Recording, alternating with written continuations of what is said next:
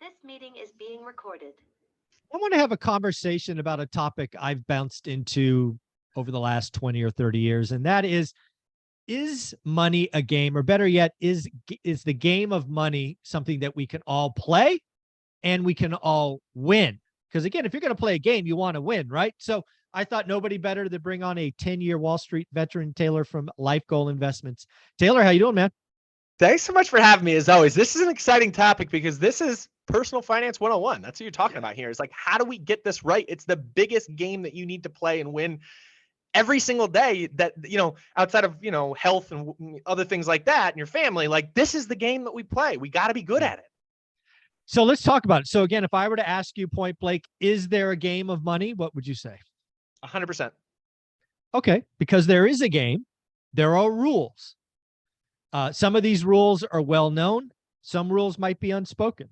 So when you think of the game of money from your lens, what are some of those rules that maybe people see and maybe some they don't see? The slogan of my financial life, and I've imparted this on my wife as well, which she will admit to or not admit to, I'm not sure. But my line, and this was taken from a friend, is frugal is sexy. Frugal is sexy. And you think about, the basics of that. It's very tongue-in-cheek and wise-ass remark, right? But nonetheless, it's an important remark. I think where people get screwed up is their goalposts always move. They start making more money at work, and then they don't want a new Chevy. They want a new BMW or whatever it is. And the goalposts consistently move, and they just aspire to be this and that. And at the end of the day, I've had nice cars. They don't make you any happier. They really don't. Like, if you can get A to B in a car, I always say this to people. A car is something that you purchase and it's cool for a month. And then you get in it, you don't look around, you hit the button to start or turn the key, and you're out and you're going wherever it's going. As long as it's going to get you there, it doesn't matter. Yeah. Yeah, I think a lot of people, sports cars, boats, whatever. And I have a sports car, full disclosure. Yeah. So like, I'm the idiot. I get it. Yeah. But what I want most people to realize is you can make that a rental, right? If you get to a point in life where you have this thing, you can go rent a Ferrari for the day, a Lambo for a day. You can go rent a boat for a day. Shoot, if you really want it, you can rent a yacht. You don't have to own it. I mean, I've talked to lots of people that have owned boats and planes, and they always say the best day is the day we bought it and the day we sold it. This makes me sound super privileged. I'm not. I didn't grow up in a privileged household, this and that. I was given a boat that was a relatively nice boat, and we gave it back. we said we don't want this thing. It was my wife's side of the family. Her aunt had given it to us, and we got it. We kept it for a summer, and it just happened to be the summer that everything broke on it. And it was a hassle. You had to go there. You had to get it fixed. You screw around, drop money into it. And to your point, the day we gave it back was the best day we had. Yeah. Yeah. So again, the game of money, there are rules. One of the things when I think about the game of money, because I agree with you, we're playing it every day. No doubt. Unfortunately, most people don't realize the game's played every day. Right. Most people think about the game of money as, a couple of moves a month, a year. Dude, the game of money is a daily game. You can screw up the game with one dumb decision. And the other thing about the game of money that I always thought was really interesting is you can make a stupid decision in a second, i.e., buy a $70,000 car when you make 40 grand. You've been there. Yeah. I've been there. Own that stuff.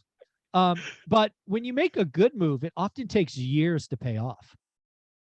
It's just the negative pain comes quick. The positive pain is long. And that's something I see in the game of money that most people don't appreciate.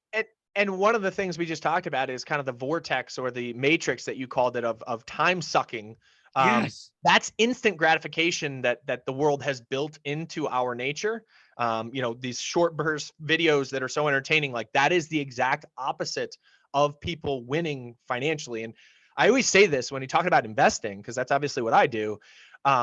There's two different ways that people think about it. There's two different ways that the game is played. One is successful, one is not. And the way the rich or wealthy people invest is, I'll talk about that one second. The way that does not work is taking 10% of your money and rolling the dice on something that's very, very high risk, high reward opportunity. You might get it right. I'm not saying you're not going to get it right, but even if you do, that 10% becomes 20%, right? So that 100 grand becomes 200 grand. That 10 grand becomes 20 grand. The way the wealthy people invest and get rich over time is they invest 90% of their money. They keep 10% in cash for an emergency fund.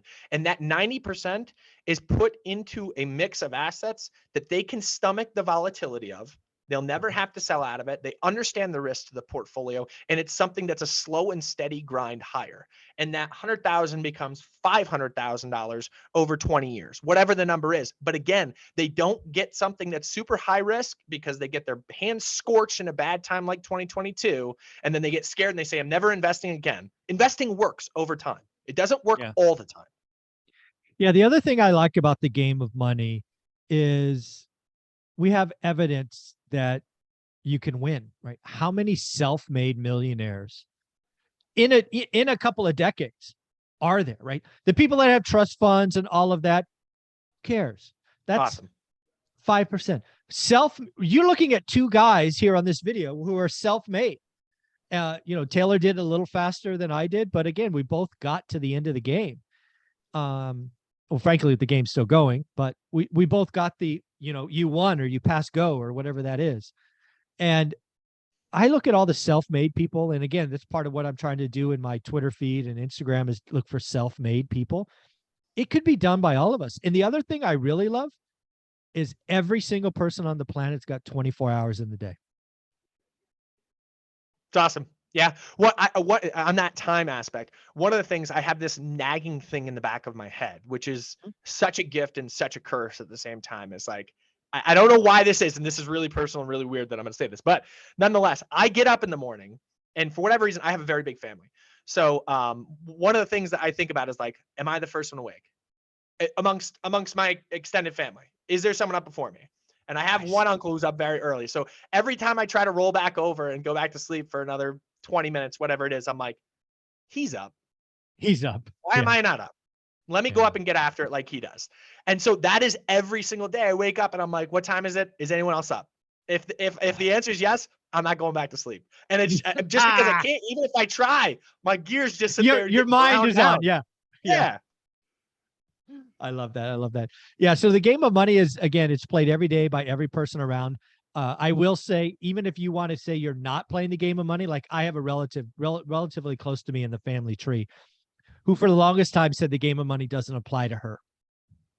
And I've always thought you're playing it whether you like to or not. Right. Fast forward a couple of decades, I was right. The game of money has been unfortunate to her. Tough. Yeah, tough. But that's the case if you're not focused on it all the time. It's the thing. Like I put out something on Instagram the other day. Like my wife says I'm obsessed with money, and like I am, but I'm obsessed so I don't have to worry. So like there's kind of two different things there. Like my obsession, I guess, is like this constant mild worry. Yeah. But it's to keep that really big, I can't get by worry from never happening to me. Yeah. And again, I have the same thing. To us. So again, I still have the same concerns. And again, I have to say growing up uncomfortable around money and having that be part of my soul now is a superpower, right? Because I can always close my eyes and go back to being that whatever 9-11-year-old kid who was a weekend away from being kicked out of the house, having to go live in Michigan or whatever it was, or having to, go to work at 12 years old under the table at a dry cleaner. Yep. I get it's such a gift. It's such a gift. It wasn't fun, but it's such a gift because it sounds like I wouldn't trade it for the world today. My upbringing sounds like it maybe was a little bit more financially stable than yours, but it wasn't. It was still getting by. It wasn't excess by any stretch of the imagination. So every dollar was accounted for, and that's still kind of how it sounds like we both live our lives at this point. Absolutely. Well, I think you have a book that you would like to recommend about the game. Oh, yeah. And this one's all over the place, but it's all over the place, rightfully so. I've read a lot of financial books, a lot of personal finance type stuff. And Morgan Housel's The Psychology of Money is hands down the best read. It's a good read for someone that's very educated. It's in the world of finance and personal finance. And it's a very good read for someone that's not at all educated, because what he does in such an innate Morgan Housel way is makes everything so tangible. He relates financial lessons to just general life stories in general. So everybody can grasp the concept that he's talking about throughout the book. And it's just a very easy read, a phenomenal read, really good lessons, really good takeaways. Yeah, I read that. It's been around for a while, right? It's been around for a long time. Yeah. And it's become Yeah. popular in like the last 2 or 3 years. Like you're seeing it everywhere now. And rightfully so. I used to give it out to when I at one point I worked with financial advisors. They were clients of mine and I used to give it out to them and they would give it to their clients and everything. And it's just a phenomenal read. Yeah. Taylor, where can people find you? Yeah, find us at Life Goal Investments on Instagram. Again, at Life Goal Investments, plural. We're just trying to take financial information, economic information, market information, and make it tangible, like Morgan Housel does to the layman. There you go. And you do a great job. I'm constantly impressed with what you guys put out on a daily basis. Thanks, man. Appreciate that.